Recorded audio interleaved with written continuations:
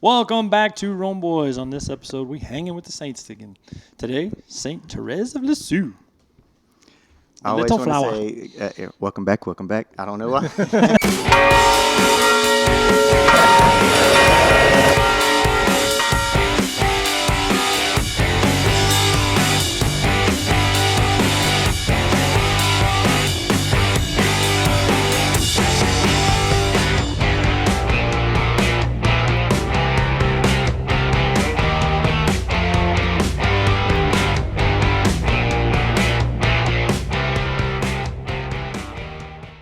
As if it's like a show feature or something. I think I've said it once before, and it's like, I got myself stuck in my head. Yeah. You're stuck in your own head. Call her Teresa, but the French way of saying is Therese. Therese. It's one of the most famous places that I've been to in France that was so cool because we got to stay outside the convent in the guest quarters, and there's going to her house, seeing the statue that smiled at her and basically cured her. Wow. That was cool to see. And then up on the hill is a humongous basilica. And I said, what the heck is this doing here? Because this is the little flower. Like, would she have wanted this? But it was beautiful. It was cool to see her remains there and everything else. So very peaceful, holy pilgrimage site to go to. Wow, sure. That's cool. It's a beautiful place. Yeah.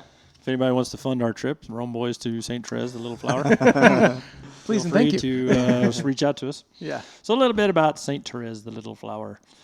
Therese of Lisieux, a Carmelite nun called the Little Flower, lived in a cloistered life of obscurity in the convent of Lisieux, France. Few saints of God are more popular than this little nun. Her autobiography, The Story of a Soul, is read and loved throughout the world. Therese Martin entered the convent at the age of 15 and died in 1897 at the age of 24. She saw in quiet suffering a redemptive suffering that was indeed her apostolate. Therese said she came to the Carmelite convent to save souls and pray for priests. And shortly before she died, she wrote, I want to spend my heaven doing good on earth. Her little way has helped many souls find holiness in doing little things with great love. Therese was canonized in 1925, not too long ago, actually. On October 19th, 1997, St. Pope John Paul II proclaimed her a doctor of the church. Yeah, one book and a simple autobiography. Yeah, wow. See, there is hope for you, Tony. There it is. That's amen, brother. Amen. Just kidding. It's so true. The doctor. The third woman to so be recognized in light of her holiness and the influence of her teaching on spirituality in the church. Her parents, Louis and Zélie, were beatified in 2008. And canonized in 2015. And I didn't know that when we visited Lisieux. And then you see their grave there, and then the two wedding rings on top. I'm like, Liza, this is awesome. We're here together. They were beatified at that time, and I was like, this is awesome, so cool. So they've been kind of a role model because in the Therese movie, the father is amazing as far as an actor goes, and how he helps all of his daughters pretty much become nuns. Wow. He loses his wife. He raises his kids. And I'm like, man, this is the most studly, holy guy I can look up to. You're a dude. This is a man. And then he becomes a saint. I'm like, all right, Yeah. there's some hope, like at least somebody to look up to for sure. There you go, Louis. Yeah. So how did she die? St. Therese? Tuberculosis. Every time. It's like we talked about before. I think it's like a prerequisite to become a saint. It's like the Oregon Trail, but for saints. Yeah. Right.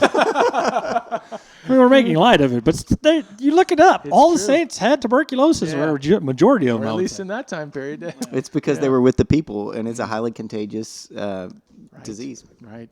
And her little way is like, she said, I would just want to fold a napkin as if I was giving it to Jesus. I'm like, See, I can now do something like that. people always wonder why I fold my linen so crisply. There you go. Crispy for Christ. From Chris. That's why I leave my underwear on the floor so my wife can pick it up. Give her Sorry, hon. that saintly opportunity. Yeah, that's Her saint become a saint, exactly. aren't you? That's the point. That's what a husband's supposed to do, right? Is get your wife to heaven by leaving your underwear on the floor. The dirtier your underwear, the more holy the opportunity. I wasn't gonna go there. Oh my goodness. Oh, you got to. I mean, yeah.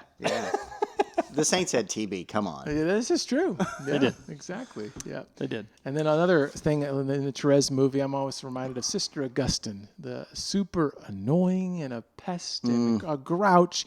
And Therese would just say, I'll smile at you. And she goes, why do you keep smiling at me? Why are you smiling like that? I just like to smile. Smiling's my favorite.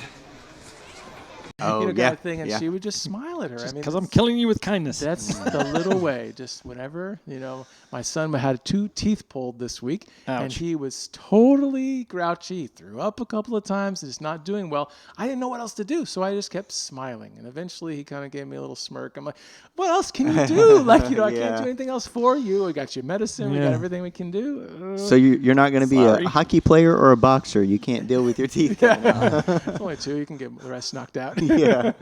So we have a few stories on St. Therese. The first miracle of St. Therese was of Sister Louise, who was cured of stomach ulcers she had between 1913 and 1916. Just simple as that. The second cure involved a 23-year-old seminarian who was dying from advanced pulmonary tuberculosis. The night he thought he was dying, there you go. The night he thought he was dying, Charles prayed to Therese. Afterward, the examining doctor testified, quote, "The destroyed and ravaged lungs have been replaced by new lungs, carrying out their normal functions and about to revive the entire organism." Like overnight, your lungs are completely good. That's crazy. That's the power of God and Therese. Crazy. Well, in 1925, there was 2 cures that were investigated and judged to be supernatural. These were through the intercession of St. Therese. One involved a woman from Italy. Her name was Gabriella. I'm not going to say the last name. Tremusi. Just use your hands and have an Italian accent. And go with it. So she suffered from arthritis of the knee and here we go again. More tuberculosis, lesions on her vertebrae. She was miraculously healed through the intercession of St. Therese. The second one was a little bit more, her name was Maria Pelmans of Belgium. I had to read that one. So Maria suffered from pulmonary tuberculosis and intestinal tuberculosis, which I believe is what St. Therese had also. Yes. Or it progressed to her intestines. She spit up blood, so it was definitely in the, Good. Yeah. Okay. So the diagnosis was from a doctor, Dr. Vandenstein. that guy. Vandenstein. Okay. So he examined her. That was the diagnosis. And he also examined her after Maria had visited St. Therese's grave. When he came back, when she came back from visiting the grave, he said, this woman came in, she couldn't hardly walk without breathing heavy, was fatigued completely, and you touched her abdomen, it was totally sore. She walked in full of energy, could breathe like crazy, like a healthy person, and no tenderness to the touch in her abdomen. So he goes, this woman's completely fine. He had no reason why. Crazy. It's crazy how if you die of a certain thing like tuberculosis, later on you spend your heaven helping people being cured by that. Yeah. It's crazy. I thought you were going to say, this message brought to you by Benadryl. Stopper not available in any store and supplies are limited. Visa and MasterCard accepted. Free delivery in 49 states. Sorry, Tennessee. Some people may experience discomfort while using this product. Batteries not included. Void where prohibited. Nope. It was a miracle. It was a miracle.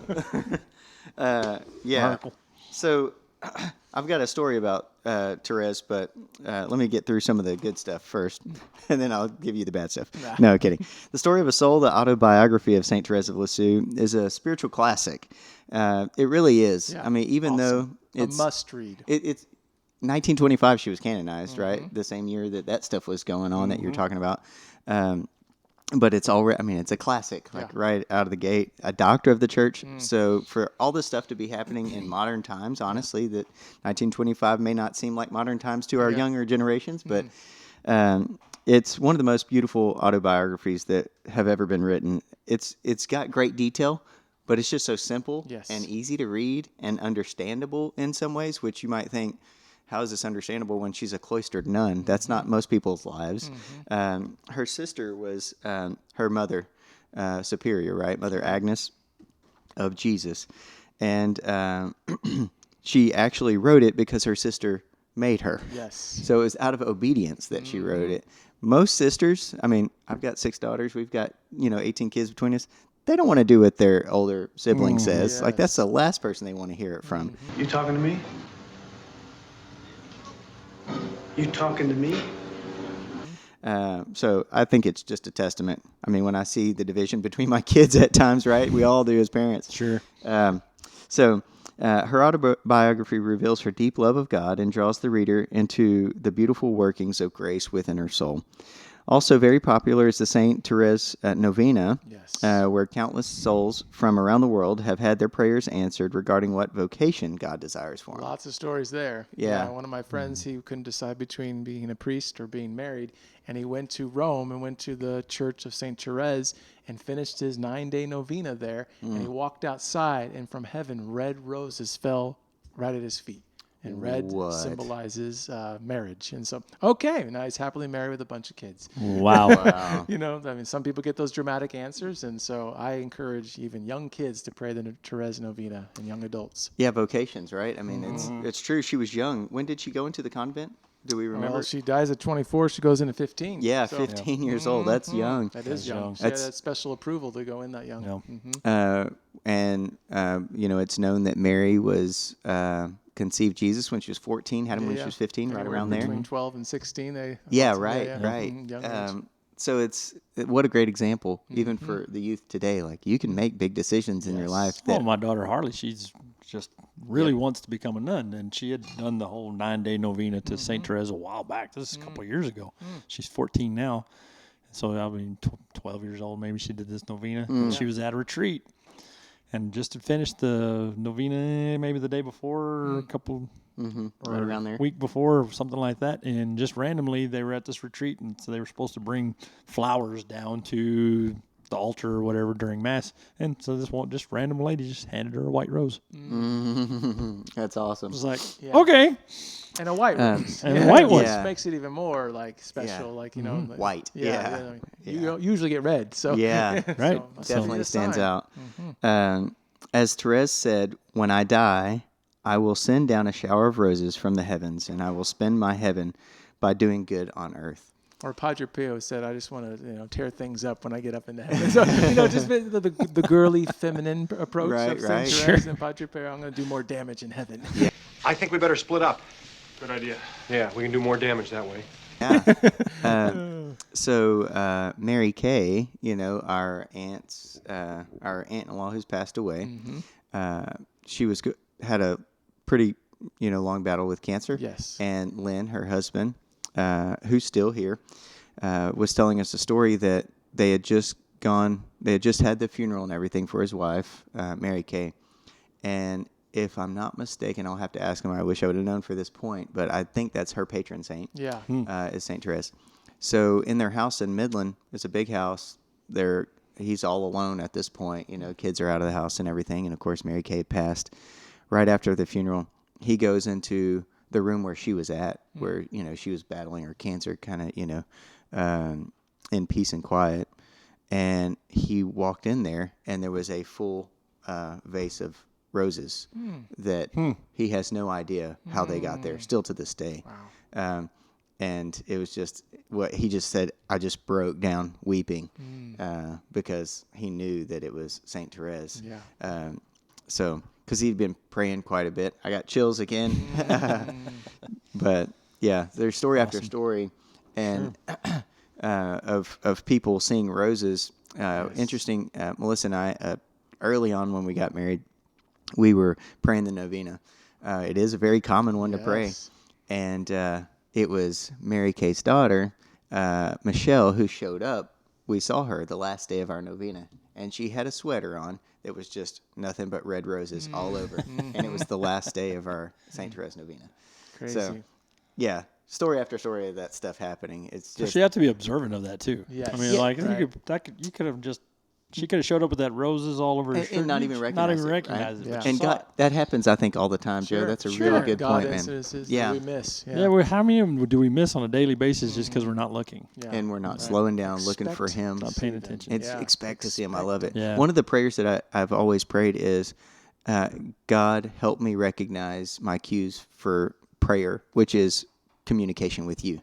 And just like you just said, I mean, had we not been on that path of praying that, maybe she would have wore that shirt anyways, but maybe not. You know, God does what He does on purpose. It's not an accident.